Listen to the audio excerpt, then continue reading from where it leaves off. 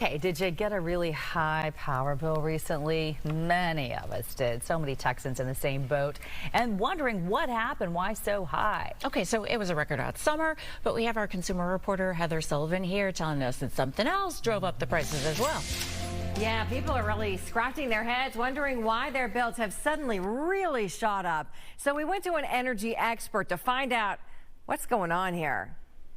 Most Texans expected high energy bills after a record hot summer, but this high? Last month, my bill was $167. And then this month, when I got my bill the other day, it was like $277. I was like, whoa. I expected for it to be somewhat high, like $167. I thought it would be like $200, $220, but not almost $300. David Kinchin at Energy Ogre explains it was hot day and night. So your AC's kicking on at 9 a.m. instead of maybe 11 or noon.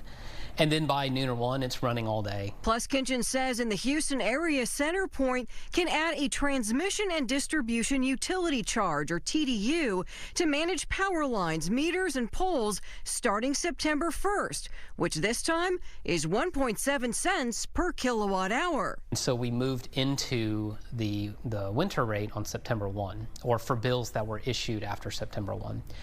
And the summer rate's a lot lower than the winter rate. And Kinchin says many folks are also locked in contracts that started last summer when rates were 2 times higher. If they're still in this 2 or 3 year deal, they need to really spend some time shopping around or have a service that takes care of that. Energy Ogre's website has a free calculator that can help people determine if they could save more money by switching plans than paying a contract break fee. If you're coming from a 14-cent plan down to a 8-cent plan, you can for just a small amount of usage, you could overcome that termination fee by switching.